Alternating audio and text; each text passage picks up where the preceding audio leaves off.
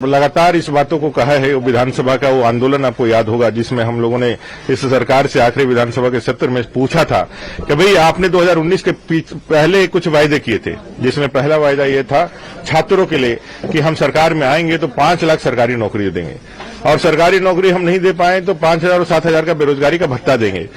हेमंत जी ने तो आगे बढ़कर के चुनावी सभाओं में कह दिया कि यदि नहीं दे पाए तो राजनीति से संन्यास ले लेंगे।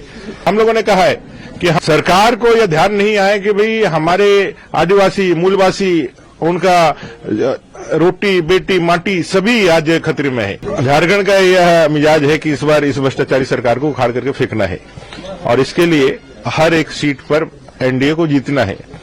इस लिहाज से चंदन क्यारी में भी 10 साल जनता ने मौका दिया है। मेरी जितनी क्षमता थी मैंने ईमानदारी के साथ जनता की सेवा की है।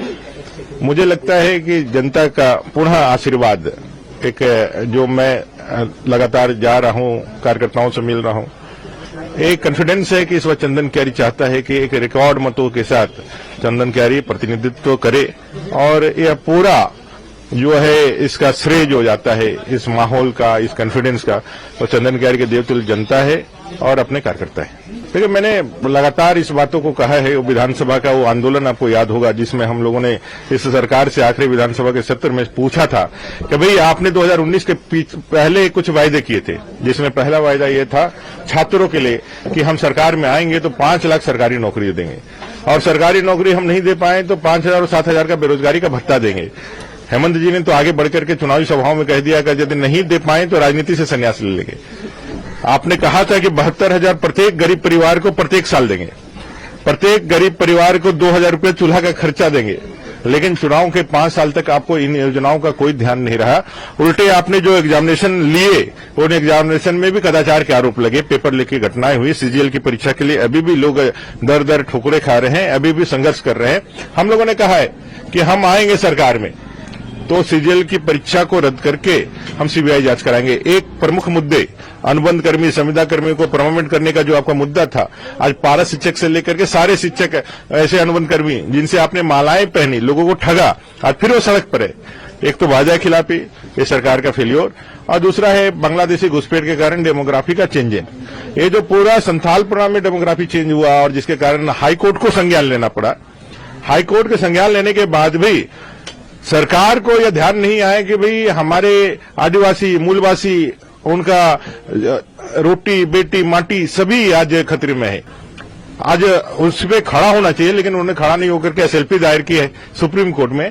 सुप्रीम कोर्ट ने उनको थप्पड़ मारा, 1 लाख रुपए का जुर्माना लगाया और कहा कि भाई इसको ठीक करो। और हम लोगों ने कहा है कि हम सरकार में आएंगे तो संथालपुरा के डेमोग्राफी को ठीक करते पूरे झारखंड के डेमोग्राफी को ठीक करेंगे, और आगे चल करके हम इस झारखंड के आदिवासी और मूलवासियों की अस्मिता की रक्षा करेंगे। ये तो कुछ ऐसे मुद्दे जो इस सरकार से जुड़े हुए हैं, जिनको लेकर के हम आगे बढ़ने वाले हैं। कुछ पॉजिटिव मुद्दे जिसको लेकर के पंचप्रण में हम लोगों ने कहा है कि हम लेकर के आगे बढ़ेंगे, जिसमें 2,87,000 सरकारी नौकरियों के वैकेंसी जो अपने पास उपलब्ध डाटे हैं, उस डाटे में हम लोगों ने कहा है कि 1.5 लाख नौकरियां 15 नवंबर 2025 तक, जब धरती आबा बिरसा मुंडा जी के 150 के जन्म जयंती होगी तब तक, 2,100 रुपया प्रत्येक महिला माताओं के बहने में खाते में 11 तारीख को, प्रत्येक महीने की 11 तारीख को गोगो दीदी योजना के माध्यम से प्रत्येक परिवार को एक गैस का सिलेंडर 500 रुपये में, साल में 2 सिलेंडर मुफ्त।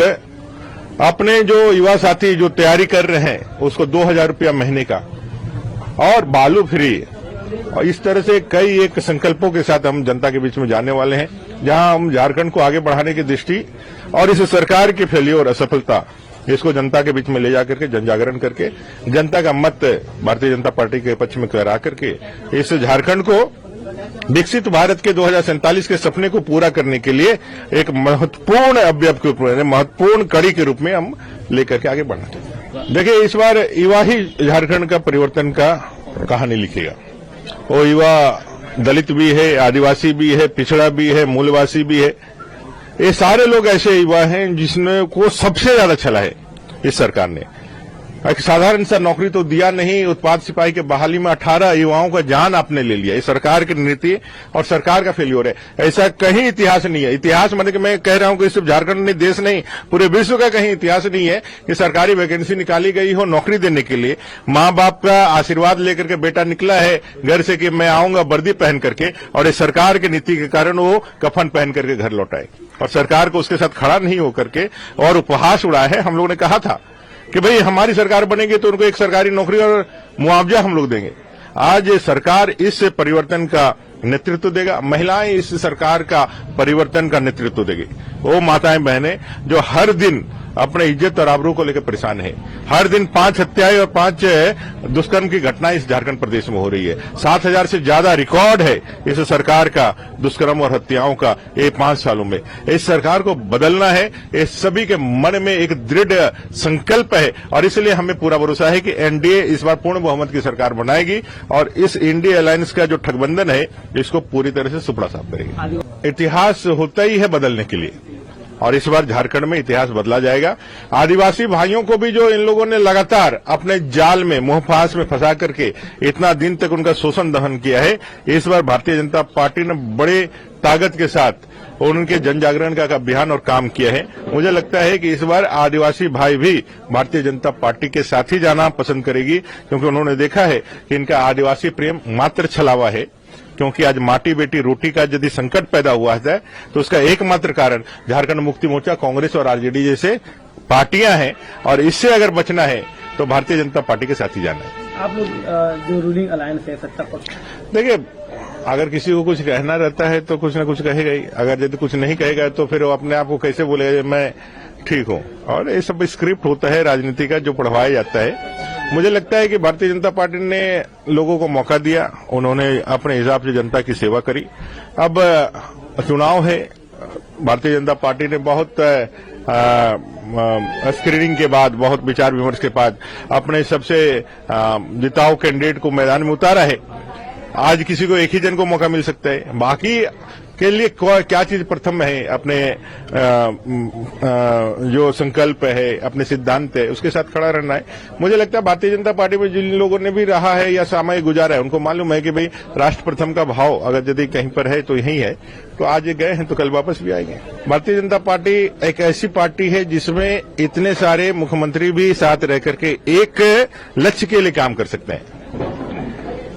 उस पार्टी में जहां से 2 ही मुख्यमंत्री नहीं समझ रहा अपने परिवार के बाहर, शिबू सोरेन जी, आदरणीय शिबू सोरेन जी, मुख्यमंत्री हेमंत सोरेन जी और चंपई सोरेन, 3 ही मुख्यमंत्री थे उनके यहां भी, और 2 ही रह गए। मैंने क्या एक मुख्यमंत्री नहीं समझा? हम लोग तो 3-3 पूर्व मुख्यमंत्री एक साथ मिलकर के एक लक्ष्य को प्राप्त करने के लिए काम कर रहे हैं। पार्टी का एक स्थापित कार्य पद्धति है, चुनाव के बाद विधायक दल की बैठक होती है, शीर्ष नेतृत्व का आशीर्वाद होता है और उसके बाद फिर निर्देशन के साथ पार्टी का नेतृत्व होता है और आगे बढ़ता है। इसलिए हमारा सबका काम अभी भारतीय जनता पार्टी को सत्ता में लाना है और उसके बाद विधायक दल और बाकी सब मिलकर के तय करेंगे कि कौन नेतृत्व करेगा। हमारे पास बहुत वरिष्ठ लोग हैं। बाबूलाल मरांडी जी है, अपने बाबूलाल मरांडी जी जिनका झारखंड के प्रथम मुख्यमंत्री होने का सौभाग्य है। अपने अर्जुन मुंडा जी हैं, कई बार मुख्यमंत्री हुए। अपने चंपई सोरेन जी, कई एक वरिष्ठ और सक्षम अपने पास कार्यकर्ता हैं।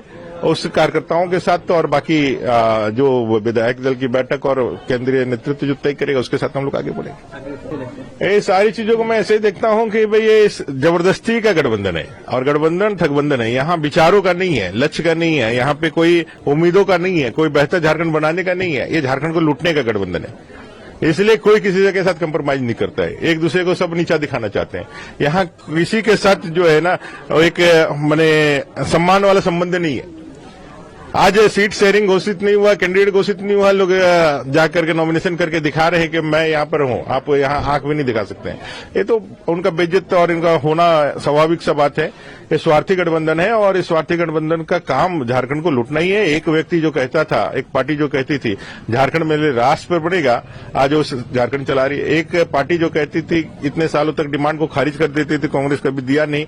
जब झारखंड देने का बारी आया तो पैसा दे करके उसने घुसकांड करा दिया। जिसने झारखंड बेचा दिया, जिसने झारखंड खरीदा, जिसने कहा कि मैं झारखंड को अपने लाश पे भी नहीं बनने दूंगा, आज वो तीनों लोग मिल करके और क्या कर सकते हैं, झारखंड को लूट ही सकते हैं। तो इसलिए जनता भी सजग है, जनता भी मालूम है, जनता जो 2019 के इनके झांसे में जो आ गई थी, मुझे लगता है अब ठीक विवेचना के बाद झारखंड की जनता इस बार उनका सही उपचार कर देगी, इनको ठीक इनके होश ठिकाने लगा देगी।